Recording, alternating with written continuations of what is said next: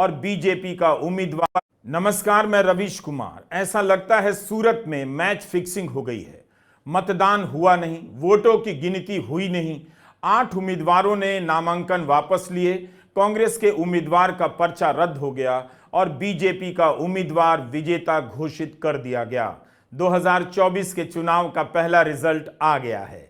Supreme court को तुरंत हस्तक्षेप करना चाहिए और देखना चाहिए कि कहीं गुजरात के सूरत में चंडीगढ़ मेयर के चुनाव जैसा कांड तो नहीं हो गया है। 22 अप्रैल को जिस वक्त सूरत जिले के कलेक्टर और निर्वाचन अधिकारी नतीजे घोषित कर रहे थे, उस वक्त कांग्रेस के उम्मीदवार नीलेश कुंभानी वहां नहीं थे। एक दिन पहले जिस वक्त नीलेश कुंभानी से पूछा जा रहा था कि आपके प्रस्तावक कहां हैं, तो तीन प्रस्तावक रिटर्निंग अफसर के सामने आए ही नहीं। चंडीगढ़ में सब कैमरे के सामने हुआ था, सूरत में कैमरे के सामने से ही सब गायब हो गए और बिना चुनाव के बीजेपी के उम्मीदवार मुकेश दलाल को विजेता घोषित कर दिया गया।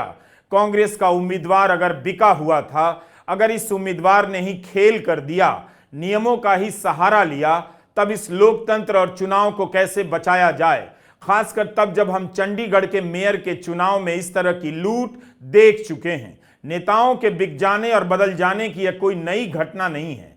नीलेश कुंभानी को लेकर भी स्थानीय स्तर पर बातें चल रही थी, लेकिन तीन प्रस्तावक हलफनामा भेज दें, रिटर्निंग अफसर के सामने ना आए और उनके साइन को फर्जी पाया जाए। कुल मिलाकर सूरत में बीजेपी की जीत यकीन नहीं दिलाती है कि सब कुछ पाक साफ है। अगर इस तरह से विपक्ष के उम्मीदवारों को मैनेज किया जाने लगा, प्रस्तावक गायब होने लगे, तो क्या पता आप घर बैठे रह जाएं और इस देश का लोकतंत्र गायब हो जाए।